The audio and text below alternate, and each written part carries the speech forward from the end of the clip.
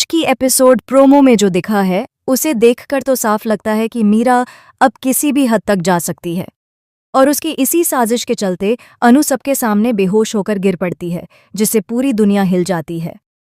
लेकिन असली धमाका तो तब होने वाला है जब आर्यवर्धन को सच्चाई पता चलेगी और वहीं से शुरू होगा तूफान। अनु की हालत आज पहले से भी ज्यादा खराब दिखाई देती है और यह सब सिर्फ और सिर्फ मीरा की वजह से हुआ है। मीरा पिछले कई दिनों से मौका ढूंढ रही थी कि कब अनु को चोट पहुंचाकर उसे रास्ते से हटाया जाए, ताकि आर्यवर्धन के दिल और घर दोनों पर उसका ही कब्जा बना रहे। आज के प्रोमो में दिखाया गया है कि मीरा के इशारे पर उसके आदमी चोरी छिपे अनु पर हमला कर देते हैं और इतनी ज्यादा मार देते हैं कि अनु खुद को संभाल भी नहीं पाती और वहीं जमीन पर गिरकर बेहोश हो जाती है। दूसरी तरफ घर में सब लोग यही सोच रहे होते हैं कि अनु थोड़ी देर में पार्टी में आ जाएगी, क्योंकि आज का दिन आर्यवर्धन की मां के लिए बहुत खास है। लेकिन किसी को पता ही नहीं होता कि अनु 10 बजे पार्टी में आ जाएगी। किन हालातों से गुजर रही है। प्रोमो में यह भी साफ दिखता है कि अनु की हालत इतनी बिगड़ चुकी है कि उसे होश में लाने की हर कोशिश नाकाम होती जा रही है। इस बीच मीरा दूर खड़ी मुस्कुरा रही होती है, क्योंकि उसे लगता है कि उसका प्लान आखिरकार काम कर गया है और अब अनु इस पार्टी में कभी नहीं पहुंच पाएगी। लेकिन कहानी यहीं खत्म नहीं होती। असली मोड़ तो तब आता है जब आर्यवर्धन को एक फ़ोन कॉल मिलता है जिसमें बताया जाता है कि अनु बेहोश पड़ी है और उसकी हालत ठीक नहीं है। यह सुनते ही आर्यवर्धन का चेहरा पूरी तरह बदल जाता है और वह अपना सारा काम छोड़कर तुरंत ही अनु के पास जाने के लिए निकल पड़ता है। उसे अब सिर्फ एक ही बात सता रही होती है, आखिर अनु के साथ हुआ क्या है। इसी बीच मीरा को यह डर सताने लगता है कि कहीं आर्यवर्धन को उसके षड्यंत्र की भनक न लग जाए, क्योंकि अगर सच सामने आ गया तो उसकी सारी चालें बर्बाद हो जाएंगी और वह आर्यवर्धन की नज़रों से हमेशा के लिए गिर जाएगी। प्रोमो में दिखाया गया है कि आर्यवर्धन अनु को देखकर हैरान रह जाता है और तुरंत डॉक्टर को बुलाने के लिए कहता है।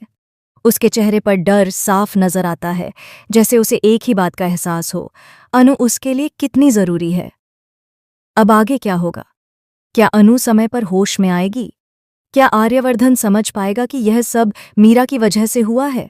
और क्या अनु पार्टी में शामिल होकर मीरा की पूरी चाल को फेल कर देगी? आज की कड़ी बेहद रोमांचक और तनाव से भरी होने वाली है, जहां हर पल कहानी का रुख बदलता दिखाई देगा। अगर आप भी चाहते हैं कि अनु जल्द से जल्द ठीक हो जाए और मीरा की असलियत सबके सामने आ जाए, तो बस जुड़े रहिए, क्योंकि अगले हिस्से में कहानी और भी तेज मोड़ लेने वाली है। अनु के बेहोश होने के बाद घर का माहौल बिल्कुल बदल जाता है। हर कोई सोच में पड़ जाता है कि आखिर ऐसा क्या हुआ कि अनु जैसी मजबूत लड़की अचानक इस हालत में पहुंच गई। आर्यवर्धन जिस तरह घबराहट में अनु को उठाकर गाड़ी में डालता है, उससे साफ समझ आता है कि उसके दिल में अनु की जगह कितनी गहरी है। प्रोमो में दिखाया गया है कि अस्पताल पहुंचते ही आर्यवर्धन डॉक्टरों से बार बार एक ही सवाल पूछ रहा होता है, अनु ठीक हो जाएगी ना? उसके स्वर में डर, गुस्सा, बेचैनी सब कुछ साफ झलकता है। लेकिन दूसरी तरफ मीरा की परेशानी बढ़ने लगी है। उसे लग रहा है कि उसकी चाल कहीं उलटी न पड़ जाए, क्योंकि जैसे जैसे डॉक्टर्स अनु की हालत के बारे में बताते हैं, आर्यवर्धन को शक होने लगता है कि यह कोई सामान्य हादसा नहीं था। वह पूछताछ शुरू करता है, अनु आखिर वहां अकेली क्यों थी? उसे चोट कैसे लगी? इतनी बुरी तरह किसने मारा? मीरा हर सवाल से बचने की कोशिश करती है, लेकिन उसके चेहरे पर डर की लकीरें बढ़ती जाती हैं। प्रोमो में एक और बड़ा संकेत मिलता है, अनु की उंगली में लगा एक छोटा सा निशान, जिसे देखकर डॉक्टर कहते हैं कि यह चोट खुद से नहीं लगी, बल्कि किसी ने जानबूझकर पहुंचाई है। यह सुनते ही आर्यवर्धन का शक और गहरा जाता है और वह धीरे धीरे सारे टुकड़ों को जोड़ने लगता है।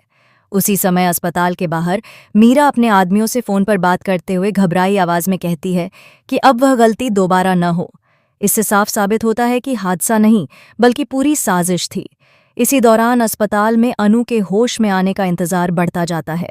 आर्यवर्धन उसके पास बैठकर बार बार उसका हाथ पकड़ता है और कहता है कि वह अकेली नहीं है और जब तक वह ठीक नहीं हो जाती, वह उसे छोड़कर कहीं नहीं जाएगा। यह दृश्य यह एहसास दिलाता है कि दोनों के बीच का रिश्ता भले ही अनकहा हो, लेकिन बेहद मजबूत है। घर में आर्यवर्धन की मां भी पार्टी को रोककर अस्पताल पहुंच जाती हैं। उनकी आंखों में भी चिंता साफ दिखती है और वह बार बार कहती हैं कि अनु के बिना घर अधूरा लगता है।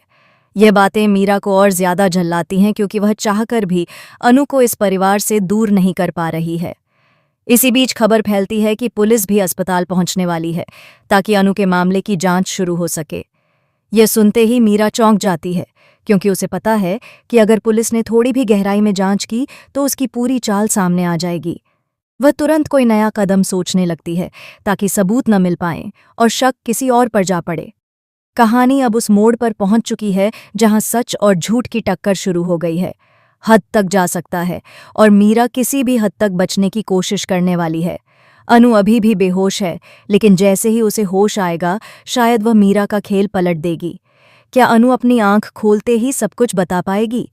क्या आर्यवर्धन मीरा पर भरोसा करना छोड़ देगा? और क्या पुलिस मीरा तक पहुंच पाएगी?